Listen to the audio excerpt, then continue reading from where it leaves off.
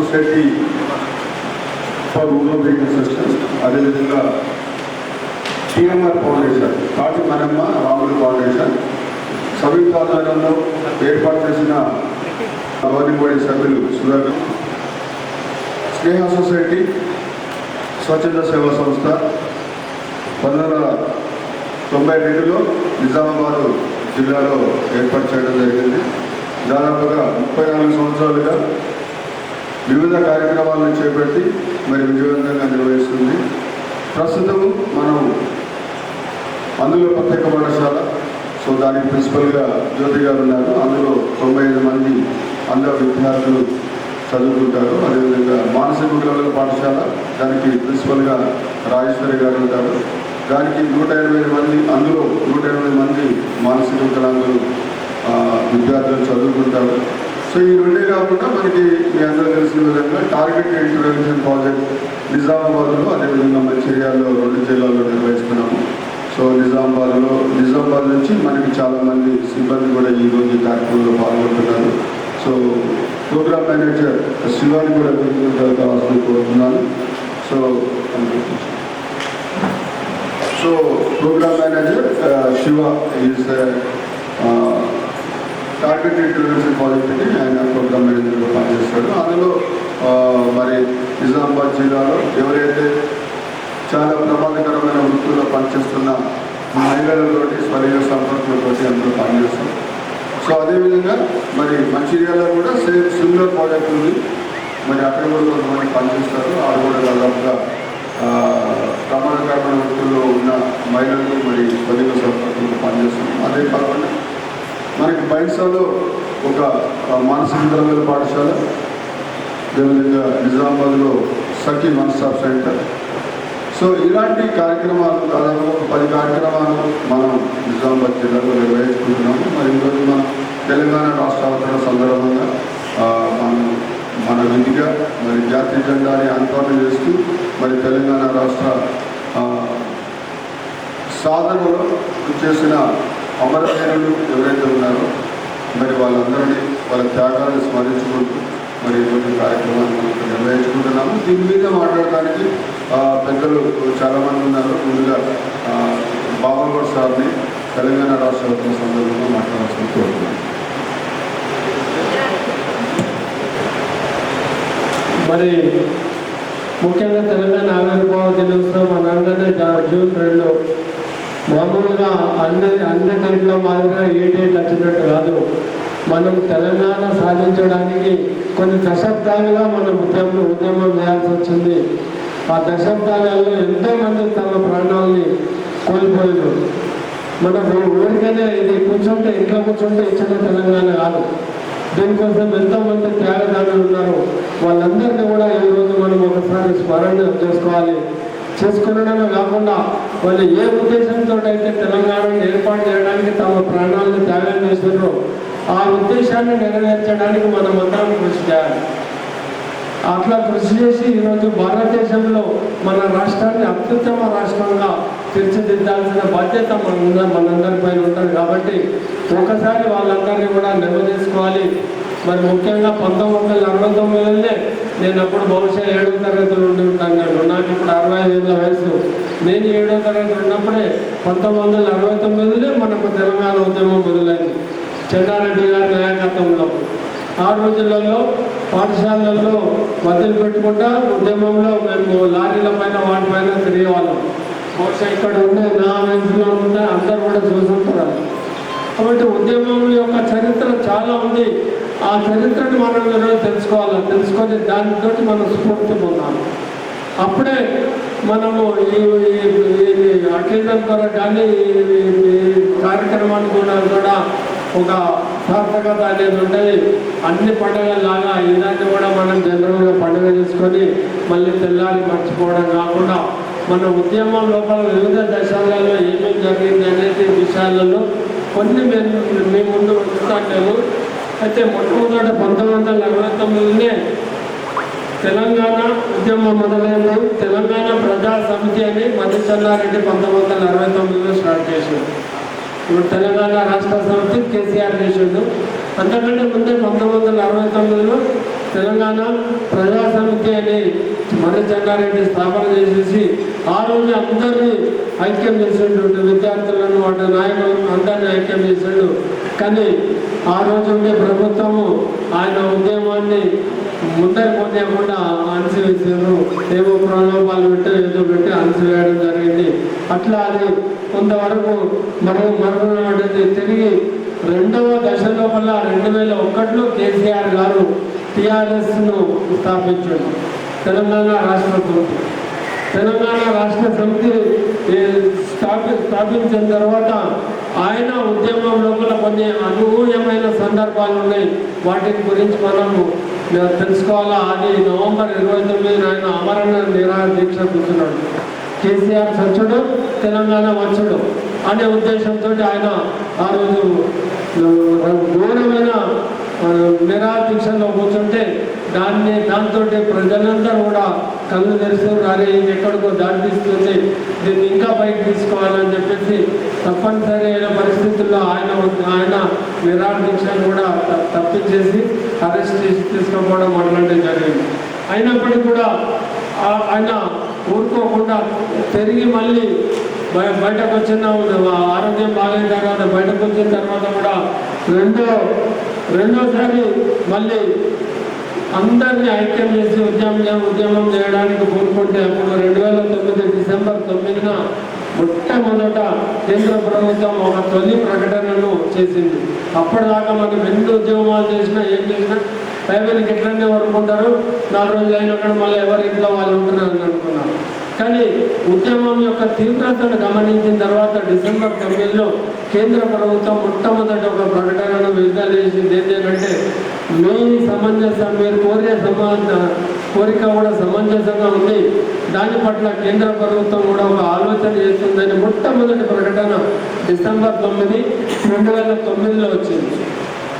ఆ తర్వాత దాన్ని ఇదిగా చూసుకొని మనం ఇంకా ఉద్యమాన్ని తయారు చేసిన తర్వాత పార్లమెంట్లో పి. చిదంబరం గారు దాన్ని ప్రవేశపెట్టి దీని యొక్క సమస్యను కూడా మనం తీర్చడానికి ముందుబాటు ప్రక్రియను ప్రారంభించి సకల జనుల సమ్మెను అప్పుడు 2011లో సకల జనుల సమ్మె అంటే ఎవరు ఒక్కళ్ళు చేసేది. అప్పుడు సకల జనుల సమ్మె అనేది ఎట్లా జరిగింది అని అంటే దాంట్లో పాల్గొనడం లేదు. అన్ని కులాలను, అన్ని మతాలను, విద్యార్థులు, నాయకులు, కార్మికులు, కర్షకులు ఇక ఎవరిని కూడా తప్పించకుండా అంత ఐక్యంగా అయిపోయి సకల జనుల సమ్మెను బ్రహ్మాండంగా మనం నిర్వహించడం 2011. దాంతో ఒక పెద్ద ఊపు వచ్చింది, దేశంలోనే ఒక పెద్ద ఊపు వచ్చేసింది. ఇక ఇది తప్పేటట్టు వెళ్ళేది ఎట్టి పరిస్థితులలో తెలంగాణ ఇవ్వడం తప్పది అనే దృష్టి ఆనాటి కేంద్ర ప్రభుత్వానికి రావడం జరిగింది. అట్లనే మనము ఆ సకల జనుల సమ్మె తర్వాత దాదాపు లక్షల మందితో మిలియన్ మార్చ్ చేసినాం. ఇప్పుడు హైదరాబాద్ నుండి ట్యాంక్ బండ్ పైన లక్షల మందితో మార్చి 10న 2011లో ఒక మిలియన్ మార్చ్ చేస్తే హైదరాబాద్ స్తంభించిపోయింది. హైదరాబాద్లో ఎక్కడెక్కడ వీధులు, మోటార్లు అన్ని బంద్ అయిపోయినాయి. అంత పెద్ద మిలియన్ మార్చ్ మనము అక్కడ చేసినాం.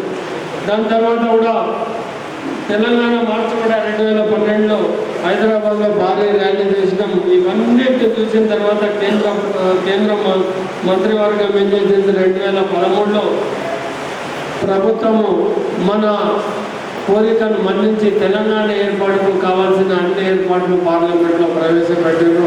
అట్లా ప్రవేశపెట్టడం తర్వాత మనకు 2014 జూన్ 2న తప్పనిసరి అయిన పరిస్థితులలో మనకు తెలంగాణను ప్రకటించింది. అదే రోజు కేసీఆర్ గారు మన మొట్టమొదటి ముఖ్యమంత్రిగా ప్రమాణ స్వీకారం చేశాడు. ఆ రోజు ఆయన స్థిరస్థాయిగా మన తెలంగాణకు మొదటి ముఖ్యమంత్రిగా నిలిచిపోతారు. కాబట్టి మరి ఆ విధమైన చరిత్ర ఈరోజు మనం తెలుసుకోవాలి. ఈరోజు ఉట్టిగా మన 15 ఆగస్టు నాడు దేశ నాయకుల గురించి చర్చించుకున్నాం. 26 ఆగస్టు రోజు రాజ్యాంగ రచయిత మనం స్వతంత్ర పరిపాలన, మనం గణతంత్రం ఎట్లా ఏర్పడ్డదో చర్చించుకున్నాం. అట్లాగే ఈరోజు మనము మన తెలంగాణ ఏర్పాటు చేయడానికి ఎవరెవరు ఏ రకమైన కృషి చేశారు, ఎంతమంది తమ ప్రాణాలను త్యాగం చేశారనే దాన్ని కూడా మనం ఈరోజు తెలుసుకోవాల్సిన బాధ్యత మనపై అనేది ఉంది. కాబట్టి సంకల్పం అనేది ఉంటే మనం ఏ లక్ష్యాన్నైనా సాధించవచ్చు. మనకు ఒక గట్టి సంకల్పం అని ఉంటే మనం సాధించలేదు అనేది ఏది లేదు అనేది మనం తెలంగాణ ఉద్యమంలో నిరూపించినాం. ఆ తెలంగాణ వస్తుంది పోతుంది వీళ్ళు చూస్తారు అనుకున్న వాళ్ళందరినీ కూడా కన్ను తెరిపించడం ఐక్యంగా మనం పోరాడి. కనుక ఇప్పుడు ఇక్కడ ముఖ్యంగా ఈరోజు మనం ఈ దివ్యాంగుల పాఠశాలలో మనము మీరందరూ ఇక్కడ చదువుకునే పిల్లలందరూ కూడా మీరు దివ్యాంగులు కాదు, దివ్య శక్తి కలిగిన వాళ్ళు. మీరందరూ దివ్య శక్తి కలిగిన వాళ్ళు. మన ఉద్యమంలో కూడా ఎంతోమంది వికలాంగులు కూడా వాళ్ళు చేతనైనంత మన దీంట్లో పార్టిసిపేట్ అయ్యారు, మన తెలంగాణ రావడానికి పాటుపడ్డారు. సో మీకు శారీరకంగానే కొన్ని పరిమితులు ఉన్నాయి, కానీ మీ శక్తి సామర్థ్యాలు కానీ మీ యుక్తి కానీ మీ అన్ని కళలకు కానీ ఎలాంటి పరిమితులు లేవు. మీరు అన్ని అంగాలు ఉన్న కంటే కూడా బ్రహ్మాండంగా మీరు నిరూపించుకునే సంఘటనలు ఉన్నాయి. మేము ఇక్కడనే చూస్తున్నాం, కొందరు పాటలు పాడుతుంటే మేము మైమర్చిపోతున్నాం. అలా చిన్నప్పటి నుంచి మేము ఎన్ని సినిమాలు చూసినామో ఎన్ని పాటలు విన్నామో అని అంత మంచి మెలోడియస్ సాంగ్స్ మేము మా లైఫ్లో వినలేదు. మరి వాళ్ళు అన్ని అంగాలు అన్ని సక్రమంగా పనిచేసే వాళ్ళు కూడా అంత బాగా పాడలేరు, అంత బాగా చేయలేరు. కాబట్టి ఇది కాదు అనేది ఎప్పుడు కూడా ఉండదు. ముఖ్యంగా నేను ఒకటే, ఆ తల్లిదండ్రులు ఎవరైతే దివ్యాంగుల్ని కన్నా తల్లిదండ్రులు ఉన్నారో ఇది నిజంగా వాళ్ళ అదృష్టవంతులు. వాళ్ళకి సేవ చేసే భాగ్యం అందరికీ రాదు.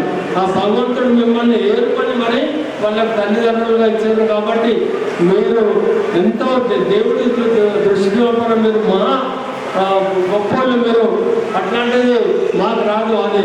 కాబట్టి మీరు ఎప్పుడు కూడా వాళ్ళను ఇంకో రకంగా ఎప్పుడు కూడా మీ మనసులో అట్లాంటి ఉంటే తీసేయండి. వాళ్ళు సాధించలేదు ఏం లేదు. మీరు చూసిండ్రు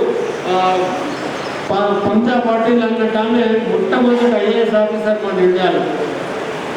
ఐఏఎస్ ఆఫీసర్ 2 కళ్ళు అసలుగా కనపడాను పుట్టి ఆమె మొట్టమొదటి ఐఏఎస్ ఆఫీసర్. ఐఏఎస్ అంటే తెలుసు మన భారతదేశంలో అత్యున్నతమైన అధికారం అది. అట్లాంటి దాన్ని కూడా ఆమె సునాయాసంగా సాధించి ఐఏఎస్ ఆఫీసర్ అయితే మొట్టమొదటిసారి అంటే మరి సంజయ్ గాంధీ ఏముంది ఒకసారి చెప్పండి. అట్లాగే America Roosevelt, Franklin D Roosevelt కూడా వికలాంగుడు తెలుసా? అమెరికా అధ్యక్షుడు. అమెరికా అధ్యక్షుడు అంటే ఎంత పెద్ద పదవి చెప్పండి ఒకసారి ఆలోచించారు. అమెరికా అధ్యక్షుడు అయింది అని అంటే ఒక వికలాంగుడు. మరి రూజ్వెల్ట్ వికలాంగత్వం ఆయనకు అర్థం రాలేదు. కాబట్టి మీకు ఈ దివ్యాంగం అనేది వికలత్వం కానీ మానసికం కానీ ఇది ఒక పరిమితి కాదు. అది మీ శరీరంలో ఉండే పరిమితే కానీ మీరు బాహ్య ప్రపంచం లోపల మీరు ఏదంటే అది సాధించగలుగుతారు. కాబట్టి ఈరోజు అట్లాంటి స్ఫూర్తి అంటే మీటింగ్ యొక్క ఉద్దేశాన్ని పూర్తిగా చెప్తాడు, ఫస్ట్ ప్రిపేర్ అయ్యేస్తాడు. సో లాస్ట్ టైం నేను చెప్పినాను, టోటల్ తెలంగాణ పోరాట చరిత్ర మొత్తం మనకి చెప్పడం జరిగింది. సో ఆయన హెడ్ మాస్టర్గానే కాదు, సో బోధన్ ఎమ్మెల్యేకి రమాకాంత్ గారికి దాదాపుగా కొన్ని సంవత్సరాలు ఆయన పిఏగా పనిచేస్తున్నారు. సో పొలిటికల్ అవేర్నెస్ ఉంది, అధికారులతో మంచి సంబంధాలు ఉన్నాయి సార్కి. అదేకాక తను ఇప్పుడు అడ్వకేట్గా ప్రాక్టీస్ చేస్తున్నారు రిటైర్మెంట్ అయిన తర్వాత కూడా. సో ఏ కార్యక్రమానికి పిలిచినా ఆ కార్యక్రమం యొక్క ముఖ్య ఉద్దేశం ఏముంటుంది సో మనకు చాలామంది తెలియదు. మనం ఒక రోజు ఒక ప్రోగ్రాం పెడతాం, కానీ ఆ ప్రోగ్రాము క్యాలెండర్లో చూసుకొని ఈ రోజు ప్రోగ్రాంలు పెట్టుకుంటాం. బట్ బాబా గౌడ్ సార్ ఏం చేస్తారంటే దానికి సంబంధించిన టోటల్ సమాచారాన్ని ప్రిపేర్ అయ్యి వచ్చి చెప్తారు. ఇంకా దాని తర్వాత మళ్ళీ సబ్జెక్టు మీద మనం ఎవరు మాట్లాడాల్సిన అవసరం కూడా ఉండదు. అంత వివరంగా చెప్పిన బాబా గౌడ్ సార్కి మీరు మాకు అసోసియేట్ కావడం నిజంగా కూడా స్నేహ సొసైటీకి మేము అదృష్టంగా భావిస్తున్నాం సార్. మీలాంటి నాలెడ్జబుల్ పర్సన్స్, ఎక్స్పీరియన్స్డ్ పర్సన్స్ మా పిల్లలకి మీ బ్లెస్సింగ్స్ ఇవ్వడం అనేది సో నిజంగా కూడా మా అందరికి కూడా చాలా సంతోషకరం. మరి ఈ సంవత్సరం మరి మీరు అన్నట్టుగా ఒక 8 మంది బ్లైండ్ పిల్లలు 10th క్లాస్ పాస్ అయ్యారు అన్నారు. సో అదేవిధంగా మరి ఇప్పటి వరకు 84 మంది అంధ విద్యార్థులు మా స్కూల్ నుంచి 10th పాస్ అయిన తర్వాత దాదాపు 30 మంది ఇప్పుడు గవర్నమెంట్ ఉద్యోగాల్లో స్థిరపడ్డారు. అదేవిధంగా మరి మానసిక వికలాంగులు ఎందుకంటే ఒకటి మేనేజ్మెంట్ అనేది స్కూల్ ఏర్పాటు చేసి పిల్లలకి ఒక అడ్మిషన్ ఇస్తే ఆ పిల్లల్ని తీర్చిదిద్దే బాధ్యత ప్రిన్సిపాల్ దగ్గర నుంచి ప్రతి టీచర్ మీద ఉంటుంది. సో ఇది అందర్ స్కూల్ లాగా 10 మందిని ఒక దగ్గర కూర్చోబెట్టి చెప్పేది కాదు. సో స్పెషల్ ఎడ్యుకేషన్ అనేది రాజేశ్వర్ సార్ గారికి స్వాగతం.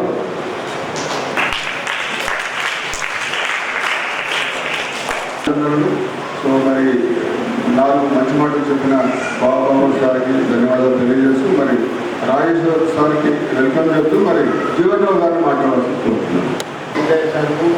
గారికి ఈ వ్యవస్థను సహనంతో అసాధ్యాన్ని సుసాధ్యం చేస్తూ నడుపుతున్నటువంటి త్యాగదనులు వారికి ఈనాటి తెలంగాణ ఏర్పాటు ఆవిర్భావ శుభాకాంక్షలు. మరి మనం తెలంగాణ సాధించుకున్నకు మా బాబు సార్ చెప్పిన ఎన్ని పాటలు పడ్డామంటే 69లో మేము కూడా చిన్న స్టూడెంట్లు సార్ నాకంటే 1 ఇయర్ పెద్ద. మేము చదువుకునేటప్పుడు ఈ మరీ చెన్నారెడ్డి హయాంలో ఎందరో విద్యార్థులు అందరూ వాళ్ళ ప్రాణాలు కోల్పోయి ఈ అవి చేయడము, తర్వాత కంటిన్యూగా ఏదో ఒకటి చేస్తూ వస్తుంటే ఆ మర్రి చెన్నారెడ్డి గారి ఆయనలో సాధ్యం కాలేదు.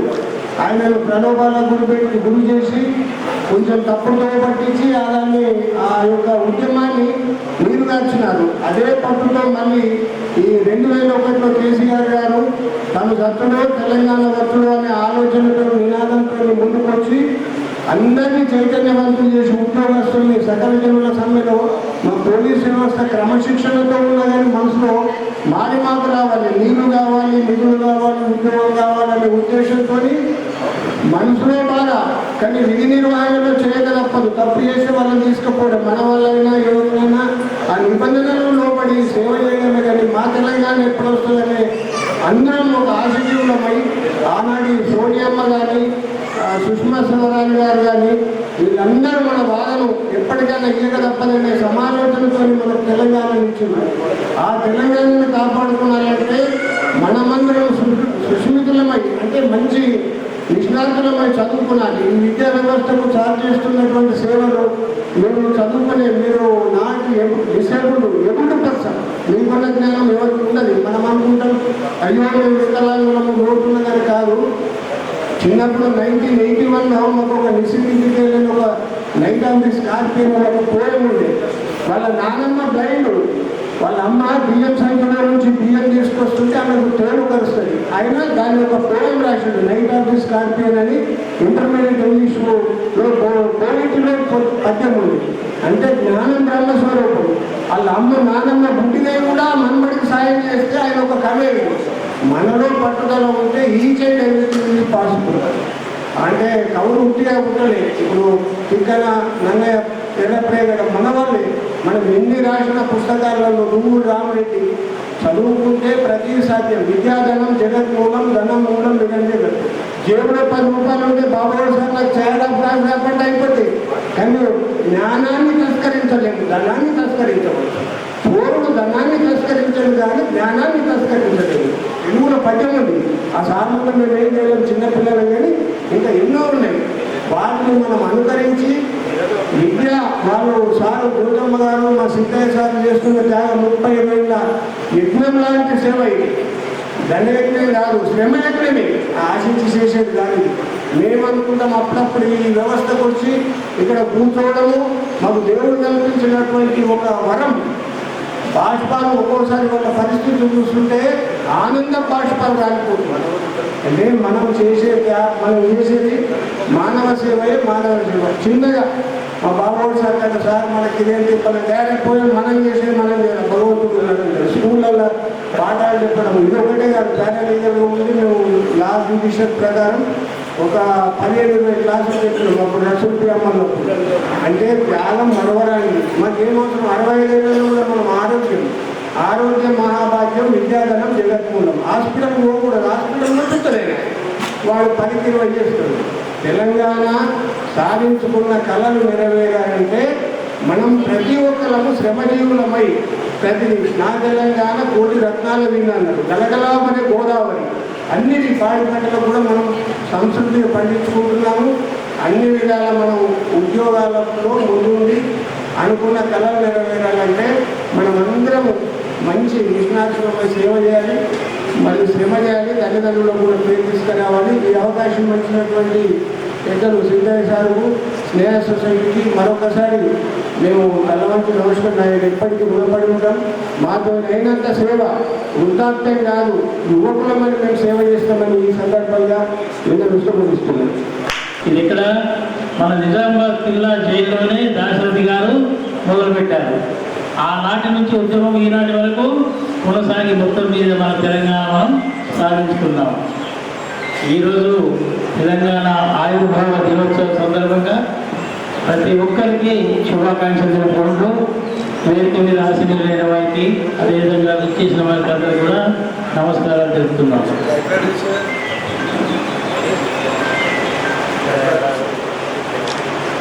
సార్, ఇక్కడ సిద్ధయ్య గారు గురించి కొద్దిగా మరి ఇవాళ ముఖ్య అతిథి గారికి చెప్పాల్సిన అవసరం ఉంది. స్నేహ సొసైటీ ఫర్ రూరల్ రికన్స్ట్రక్షన్ మరి గత 30 సంవత్సరాల నుంచి 33 సంవత్సరాల నుంచి మరి నిజామాబాద్ జిల్లాలో నిర్విరామంగా సేవలు అందిస్తూ దినాభివృద్ధి కొద్ది మరి మానసిక వికలాంగులకు, అదేవిధంగా మూగా చెవిటి మరి అందరికీ కూడా మరి సేవలు అందిస్తూ ఉన్నారు. మరి ఇటువంటి పాఠశాల మన రాష్ట్రంలోనే చాలా కొన్ని ఉన్నాయి. అందులో ముఖ్యమైనది ఇక్కడ స్నేహ సొసైటీ ఒకటి. చాలా చక్కని విలువలతో కూడిన ఇక్కడ విద్య బోధిస్తున్నారు. ఇక్కడ వచ్చిన విద్యార్థులు చాలామంది చక్కగా చదువు నేర్చుకొని మరి జ్ఞానాన్ని కొద్ది కొంతమందికి ఉద్యోగాలు కూడా దొరికినాయి. మరి వికలాంగులని చెప్పి వాళ్ళు ఇంట్లో ఉండకుండా వాళ్ళని పంపించిన తల్లిదండ్రులు, మరి వాళ్ళకు విద్యాబుద్ధులు నేర్పిన గురువులకు ఈ ఏదైతే గౌరవం దక్కింది. మరి అటువంటి విద్యా సంస్థలు నడిపిస్తున్న సిద్ధయ్య గారు, జ్యోతి గారు, మరి వారికి తోడుగా నాగేశ్వర్ గారు ఉన్నారు. వారి సేవలన్నీ మనవలేనివి. ఈరోజు మన రాష్ట్రంలో ఇటువంటి సేవలు చేస్తున్న వారికి కూడా ఒకసారి మనం అందరం కూడా ధన్యవాదాలు తెలుపుకుందాం. మరి ఈనాటి కార్యక్రమంలో ముఖ్య అతిథిగా పాల్గొనడానికి వచ్చేసిన తోడ విఠలరావు గారు. సార్ తోడ విఠలరావు గారు ప్రముఖ వ్యాపారవేత్త, కోటగిరి, మరి ఆర్యవైశ్య మహాసభ జిల్లా అధ్యక్షులు కూడా. మరి వారు ఎన్నో సేవా కార్యక్రమాలు చేశారు. ఈరోజు అనుకోకుండా మన రాష్ట్ర అవతరణ దినోత్సవ సందర్భంగా ఈనాటి కార్యక్రమానికి ముఖ్య అతిథిగా ఆహ్వానించడం జరిగింది. వారు మరి ఇటీవలనే ప్రతిభ గల విద్యార్థులందరికీ కూడా ప్రతిభ పురస్కారాలు ఇచ్చారు. 10వ తరగతి, ఇంటర్మీడియట్ అత్యధిక మార్కులు పొందిన వారికి ఒక 120 మందికి ఇచ్చారు.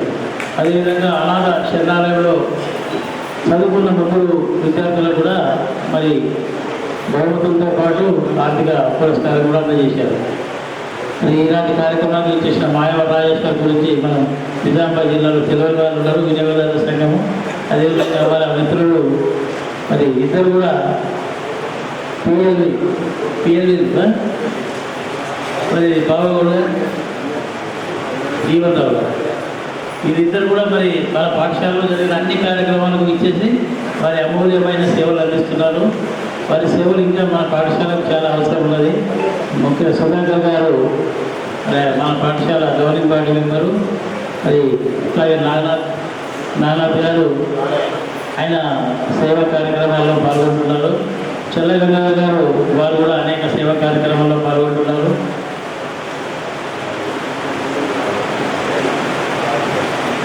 కూడా మనసారా అభినందిస్తున్నాము. అందరి సహకారం ఉంటేనే మనం విజయవంతమవుతాం. ముఖ్యంగా ఈ పాఠశాల నడవడానికి ప్రతి ఒక్క తల్లిదండ్రులు, విద్యావంతులు, సామాజిక కార్యకర్తలు, తర్వాత సేవాభావం కలిగిన వారు, దానశీలులు ఉంటేనే ఇటువంటి విద్యా సంస్థలు నడుస్తాయి.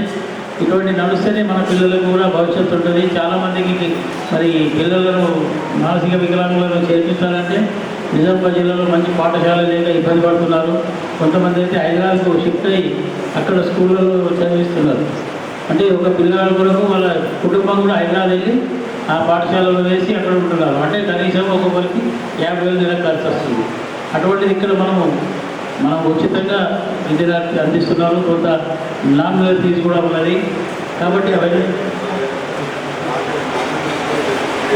మొత్తం ఫ్రీనే, ఆ ఫీజు కూడా లేదండి సార్. అసలు నామినల్ కూడా ఇవ్వాల్సిన అవసరం లేదు, ఉచితం, మొత్తం 100% ఉచితమైన విద్యను అందిస్తున్నందుకు మరొకసారి ధన్యవాదాలు తెలుపుతున్నాం.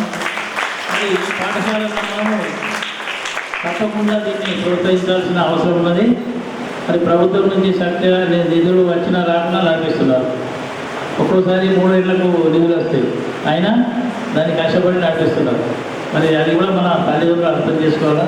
టీచర్లు కూడా నిజంగా ఇక్కడ పనిచేసే టీచర్లకు మెచ్చుకోవాలి. ఒక్కసారి టీచర్లు అందరూ లేవడమ్మా, ఒక్కసారి అక్కడనే లేవు. మీ అందరికీ కూడా ఉపాధ్యాయులందరికీ కూడా బాధాభివందనం. ఇక్కడ నిజంగా తల్లిదండ్రులకు వాళ్ళకంటే ఎక్కువ సేవ చేస్తున్నారు. వీళ్ళ సేవల వల్లనే ఇవాళ ఈ పాఠశాల కూడా బాగుంది, వాళ్ళ పిల్లలు కూడా బాగున్నారు. కాబట్టి నిజంగా మీ సేవలు ఆ భూదేవికులంత ఓపిక మీకుందమ్మా. అటువంటి మీకు మరి ఉపాధ్యాయులకు కూడా మరి వందనం జరుపుకుంటూ వీరి సేవలను ఒకసారి చేయాలని చెప్పి కోరుతాను. మరి ఈరోజు కార్యక్రమానికి ఇచ్చేసిన అతిథులు కూడా ఉన్నారు. మరి ఈ కార్యక్రమంలో ముఖ్యంగా అందరికీ సమానంగా మరి పాల్పంచుకోవాలి, మన రాష్ట్రావతరణ దినోత్సవాన్ని ఘనంగా జరుపుకోవాలని చెప్పి కోరికతో ఇవాళ మనం ప్రారంభించుకున్నాం. దీన్ని మరి ముందుకు తీసుకెళ్లాలని చెప్పి కోరుతూ ఈ పాఠశాల గురించి ఇంకా 2 విషయాలు సిద్ధయ్య గారు సార్ చెప్పిన తర్వాత గౌరవనీయులు ముఖ్య అతిథులు మాయవ రాజేశ్వర్ గారు, కోరంటర్ గారు మాట్లాడతారు. మీరే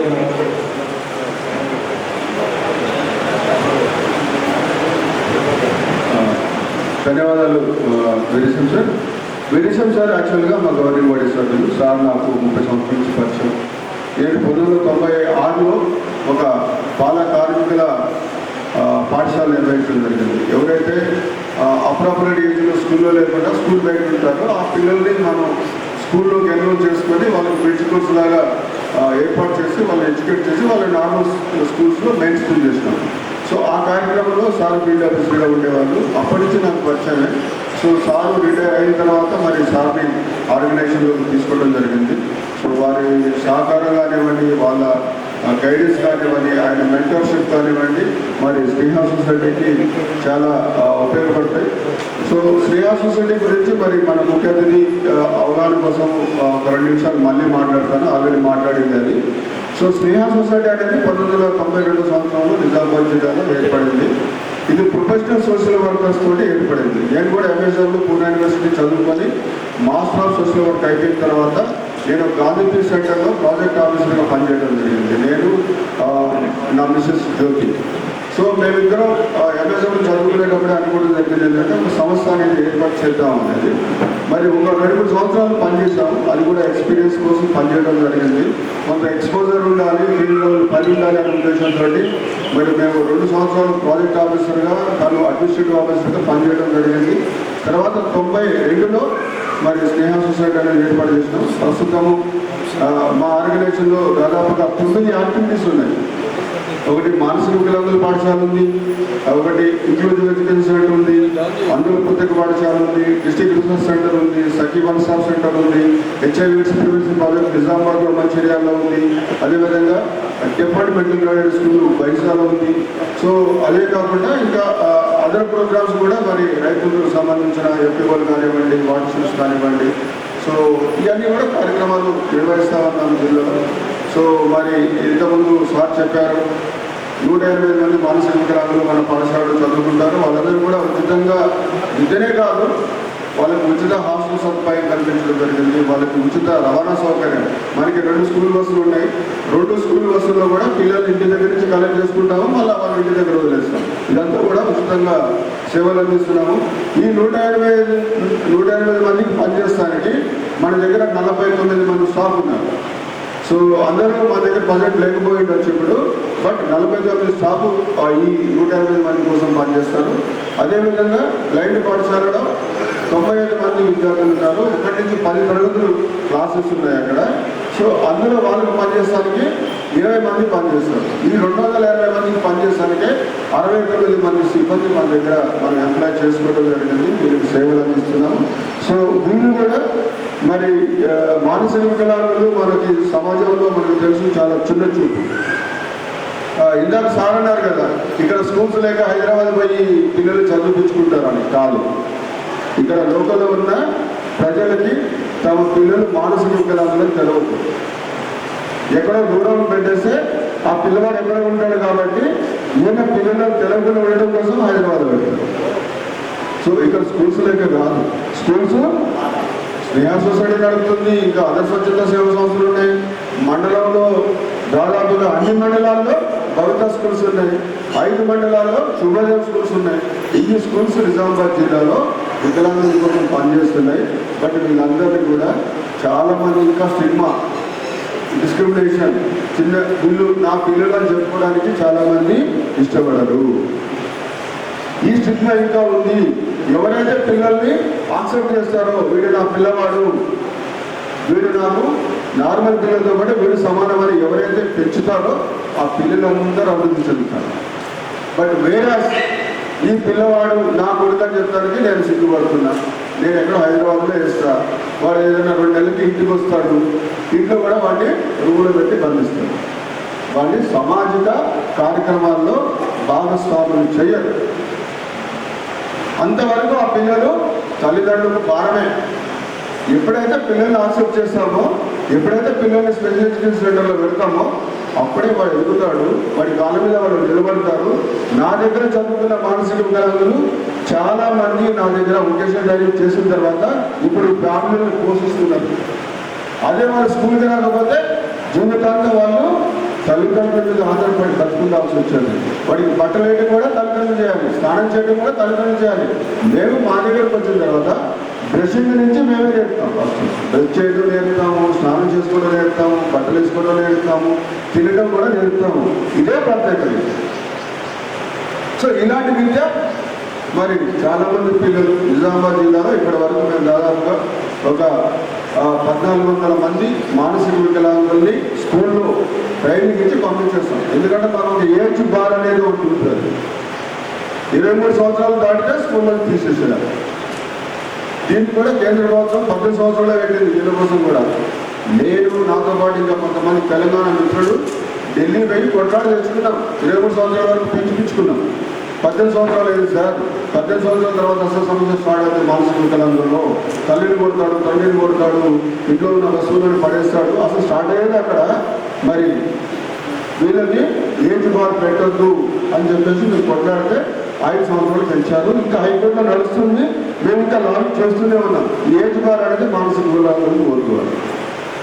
అదే కాకుండా మరి మీరు జాతీయ స్థాయిలో చాలా కార్యక్రమాలు పాల్గొన్నారు. యోగాలో మరి మా పిల్లలు 20 మంది 2 సంవత్సరాలు 2023లో వెళ్ళారు, 2025లో నేషనల్ లెవెల్లో యోగాకి వెళ్ళారు మా పిల్లలు. సో వాళ్ళకి ట్రైనింగ్ ఇస్తే వాళ్ళు ఎక్కడికైనా వెళ్ళిపోగలుగుతారు. సో ఈ విధంగా మనం వాళ్ళకి ట్రైనింగ్ ఇస్తే మరి వాళ్ళు రేపు సమాజంలో ఒక మంచి సిటిజన్గా ఎదగడమే కాదు, తల్లిదండ్రులకు భారం కాదు, తల్లిదండ్రులు మీరు పోషిస్తారు. మరి బ్లైండ్ పిల్లలకు వస్తే 95 మంది బ్లైండ్ పిల్లలు ఉన్నారు. వాళ్ళందరూ కూడా మేము 6 చుక్కల బ్రెయిన్ డిలీట్లో చదువు చెప్తాం. ఇప్పటి వరకు మా దగ్గర 84 మంది బ్లైండ్ పిల్లలు పాస్ అయ్యారు 10th. అందులో 30 మంది గవర్నమెంట్ ఉద్యోగాలు చేస్తున్నారు. ఇంకా కొంతమంది హయ్యర్ ఎడ్యుకేషన్ పర్సూ చేస్తున్నారు.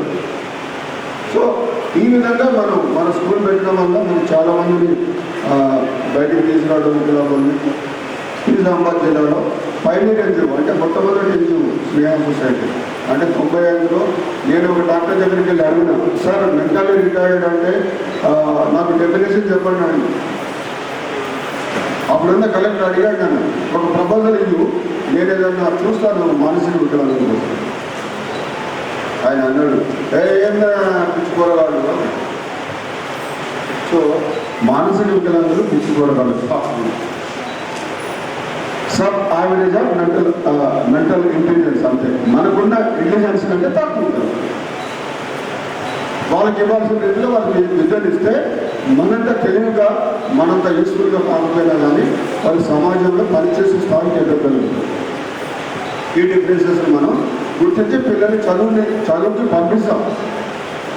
పిల్లల్ని మీరు కూడా ఎంతమంది వచ్చారు, మీరు ఎవరైనా కానీ మీ చుట్టుపక్కల మానసిక వికలాంగులు బ్లైండ్ పిల్లలు ఉంటే స్కూల్కి పంపించండి. అది స్నేహ సొసైటీ కాదు, ఎక్కడైనా చదివించండి, బట్ ఇంట్లో నుంచి బయటికి పంపించండి, వాళ్ళు ఎదుగుతారు. సో ఇది బేసిక్గా నేను మాట్లాడాల్సింది. So so thank you. మరి ఈ కార్యక్రమానికి చేసిన ముఖ్యమంత్రి గారికి మరొకసారి ధన్యవాదాలు తెలియజేస్తూ మరి మాయావ రాజేశ్వర్ గారిని మాట్లాడాల్సింది కోరుతున్నాను. తెలంగాణ వచ్చిందంటేనే ఒక గొప్ప విషయం అనిపించి అందరూ అసలు ఇది నాది అనే ఒక ఫీలింగ్ అనేది వచ్చింది. తెలంగాణ నేను ఉంటున్నాను చెప్పి తెలంగాణ నాది, కానీ ఈ తెలంగాణ నాది అనేది ఇంకా కాపాడుకోవాలా, ఇంకొకరి చేతిలో మనం బానిస కావద్దు. సో మనకి ఇచ్చిన స్వాతంత్రం ఏదైతే ఉందో అది మనం కరెక్ట్గా యూజ్ చేసుకోవాలి. అలాగను మనం ఏదైనా కొత్తతనం చేస్తూ ఉంటాం. స్నేహ సొసైటీ మానసిక వికలాంగుల పాఠశాలతో లాస్ట్గా మనము సఖీ సెంటర్ని కూడా చేశాము నిజామాబాద్లో. అలాగనే ప్రతి సంవత్సరం ఒక కొత్త యాక్టివిటీని తీసుకొస్తుంది. ఈ సంవత్సరం కూడా మేము గత మేలో ట్రైనింగ్ అయ్యాము ముగ్గురం, నేను, సార్ గారు, మా స్టాఫ్ సునీత. సో కొత్తతనంలో అనే మనందరికీ తెలుసు కార్టికల్ సెరెబ్రల్ విజువల్ ఇంపైర్మెంట్ అనేది ఒకటి ఉంటుంది. అంటే మన చూపుకితో పాటు వేరే నరాలు కూడా దెబ్బతింటాయి. శారీరకంగా మనము ఏదైతే ప్యారలిసిస్ అంటాం షార్ట్ టర్మ్లో అలాగే ఉండేటప్పటికీ చూపు కూడా దెబ్బతింటుంది. మనుషులకు కనిపిస్తాయి కానీ అవి కరెక్ట్గా ఉండదు, వాళ్ళు కలర్ డిఫరెన్స్ చేయలేరు. మళ్ళీ వాళ్ళ విజన్ ఏదైతే ఉందో అది వాళ్ళు కరెక్ట్గా ఉండదు, మెడల్ నిలబడవు ఎంత వయసు అయినా కూడా. సో అలాంటి వాళ్ళకి మేము త్రూ విజన్ నాని అనేది ఒక ఆమె ఎవరికైతే డిస్లెక్సియా ఉండే తనకి రైటింగ్ ప్రాబ్లం ఉన్న ఆమెనే దాన్ని ఇన్వెంట్ చేసింది. బీటెక్ చదువుకుంది వాళ్ళ అమ్మ హెల్ప్తో. తన ఈ విజన్ నాని అనేది ఒక కంప్యూటర్ సాఫ్ట్వేర్గా ఈ పిల్లల కోసము మనం యూజ్ చేస్తే వాళ్ళు బాగుపడతారు. ప్రతి ఒక్కరికి విద్యా హక్కు అనేది ఉంది. ఆ విద్యా హక్కులో ఏ వికలాంగులు అయినా సరే ఎంత బెడ్లో పడుకొని ఉన్న వాళ్ళు కూడా డెవలప్ అవుతారు అనేది మనం నిరూపించుకుందాం అనుకున్న దాంట్లో స్నేహ సొసైటీని మన తెలంగాణ గవర్నమెంట్ కూడా ఒక భాగస్వామిగా చేసింది. కాబట్టి ఈ భారం మా మీద ఉంది. ఎంతమంది అయితే ఈ విజన్ ఈ ఎంపైర్మెంట్ కార్టికల్ అంటే బ్రెయిన్తో కరెక్ట్గా లింక్ అయిన విజన్ అవుతుంది, వాటిని మనం ఇంప్రూవ్ చేయాలి, ఆ పిల్లల్ని మనం బాగు చేయాలనేసి ఈ సమాజం ఈ సంకల్పం అనేది తీసుకుంటుంది స్నేహ సొసైటీ. సో ఎక్కడైనా మీకు ఫస్ట్ ఆఫ్ ఆల్ ఎవరైతే పిల్లలు పుట్టారో వాళ్ళకి ఒక ఇంజువర్ సెలెక్ట్ చేసినారు. ఆ ఇంజువర్ సో దీనివల్ల అన్ని జిల్లాల్లో పనిచేయకపోవచ్చు. బట్ నేను నిర్మల్ నగర్, నిజామాబాద్ అండ్ కామారెడ్డి జిల్లాలో ఈ సిబిఐ కోసం పనిచేద్దాం అనుకుంటున్నాను. సో ఎవరైతే పుట్టగానే ఫిట్స్ వస్తాయి అంటే న్యూరాలజికల్ ప్రాబ్లమ్స్ ఉంటాయి చాలామందికి, ఆ ఫిట్స్ వచ్చిన వాళ్ళని ముందు ఐడెంటిఫై చేసి మాకు రిఫర్ చేయండి. అంటే దాని మీద నేను ఇంకా వర్క్ స్టార్ట్ చేయలేదు. యాక్చువల్గా తెలంగాణ కాంపిటీషన్ అయిపోయిన తర్వాత మేము దివ్యాంగుల బడిపాటు కూడా నిర్మల్ జిల్లాలో బైసాలో పెడతాం ఈసారి. సో నిజామాబాద్లో కూడా ఈ సిబిఐ మీద కొంత ప్రాపగేషన్ పబ్లిసిటీ చేయడం జరుగుతుంది. ఎవరైనా పిల్లలు పుట్టగానే కానీ లేకపోతే 1 year లోపల ఫిట్స్ వచ్చినాయి, లేకపోతే అండర్ వెయిట్ ఉన్నాడు, లేకపోతే పుట్టగానే పిల్లవాడు ఏడవలేదు, లేకపోతే పుట్టినప్పుడు పిల్లవాడు పింక్ బేబీలాగా కాకుండా బ్లూ బేబీలాగా ఉన్నాడు అంటే ఆక్సిజన్ అందగా చాలామంది బ్లూ బేబీస్ పుట్టారు. ఇలాంటి వాళ్ళందరినీ కూడా రిఫర్ చేయండి. రిఫర్ చేస్తే వాళ్ళకి ఏదైనా సింక్ చేయి ఉంటే తప్పకుండా మాకున్న సాఫ్ట్వేర్, మాకు ఒక ట్యాబ్ ఇచ్చారు, ట్యాబ్లో సాఫ్ట్వేర్ ఇచ్చారు, దానివల్ల పిల్లల్ని మనం డెవలప్ చేసేందుకు అవకాశం ఉంటుంది. సో మీరు పుట్టగలో ఇట్లా ఉంటారులే ఇక జీవితాలు ఇట్లానే ఉంటారేమో అనుకోవద్దు. ట్రైనింగ్ ఇస్తే ఇంప్రూవ్ అవుతుంది. సో దాన్ని తప్పకుండా అందరూ మాకు హెల్ప్ చేయండి. సో మేము తప్పకుండా సీఏ మీద రాబోయే కాలంలో పనిచేస్తాము. సో చాలామందికి మేలు చేస్తామని అనుకుంటున్నాము. ధన్యవాదాలు. సో మరి ఈ కార్యక్రమానికి ముఖ్య అతిథులు చేసిన శ్రీ పోల వెంకటరావు గారిని ఈ సందర్భంగా మాట్లాడాల్సి కోరుతున్నాను. ఈ సభలో అధ్యక్షించిన సూర్య గారు, వేదికని అలంకరించిన పెద్దలు అందరికీ నా యొక్క నమస్కారాలు. ఏదైతే స్నేహ సొసైటీ నడుపుతున్నారో చాలా పెద్ద పని. ఎందుకంటే వికలాంగ పిల్లలని చదివించడము, వాళ్ళని చూడడము, చేయడము ఇంట్లో ఒక్కరుంటేనే చేయడం చాలా కష్టంగా ఉంటుంది. అటువంటిది ఇంతమందిని ఒకరి దగ్గర వాళ్ళకు సేవ చేయడం కానీ చదివించడం కానీ చాలా గొప్ప విషయము. దీంట్లో ముఖ్య పాత్ర ఉపాధ్యాయులు మరియు సిద్ధయ్య గారి సేవలు చాలా అమోఘం. నేను ఒక 20 సంవత్సరాల ముందు కంటెస్టెంట్ ఉన్నప్పుడు ఒకసారి వచ్చింది. అప్పుడు ఇంత మంచి లేదు, ఉంటుంది మా స్నేహితులకి వచ్చింది. కానీ చూసిన తర్వాత చాలా బాగా అనిపిస్తుంది. మరియు మా స్నేహితులు టెలివిజన్ TMR ఫౌండేషన్ కూడా సైనికులకు, జిల్లాలకు, రైతులకు అందరం అని చెప్పి కార్యక్రమాలు వస్తున్నారు. అయినా కూడా ఈ కార్యక్రమంలో చాలా దిగ్విజయంగా జరుపుతున్నారు. వాటికి నా తరఫున ధన్యవాదాలు జరుపుతున్నాను. మరియు మీ యొక్క ఈ స్నేహ సొసైటీకి ఇప్పుడు ఏదైనా అవసరం ఉన్నా కానీ మమ్మల్ని సంప్రదించండి. మాతో పూర్తిగా సహాయం తప్పకుండా చేస్తాము. అలాగే విభిన్నంగా నడుస్తారని ఆశిస్తున్నాను. అందరికీ నా యొక్క నమస్కారం.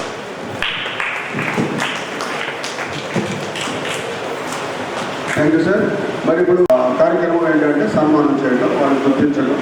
సో దాని రోజు వాళ్ళు సన్మానించడమే కాదు, వాళ్ళకి ఒక సైటిషన్ కూడా, ఒక సర్టిఫికేట్ కూడా ఆయన ఇస్తారు. కాబట్టి అది చాలా యూస్ఫుల్ అని నేను అనుకుంటున్నాను. మరి ఈ కార్యక్రమాన్ని ఉద్దేశించిన వీరేశ్వర్ గారికి ధన్యవాదాలు తెలియజేస్తున్నాను.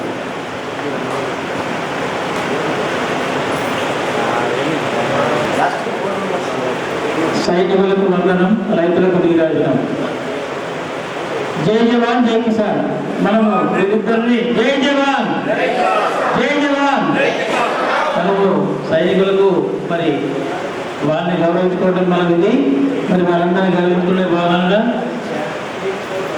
ధనేకుల రాజు గారిని వేదిక మీద రావాలని చెప్పి కోరుతా ఉన్నాం. ధనేకుల రాజు గారు సైన్యంలో పనిచేసి వచ్చారు. ఆ ధనేకుల రాజు గారికి సంబంధించినటువంటి సర్టిఫికెట్ అవన్నీ ముఖ్య అతిథి గారు, రాజేశ్వర్ గారు, సిద్ధయ్య గారు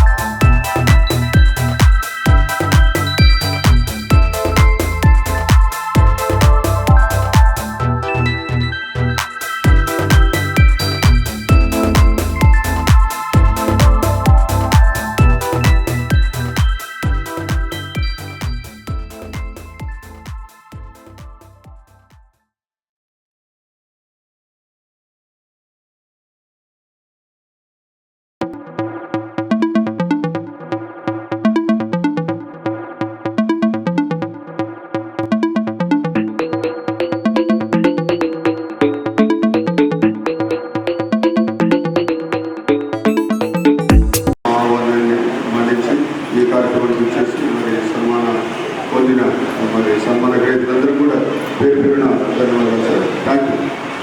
మరి ఒక చిరు సత్కారం సార్ దయచేసి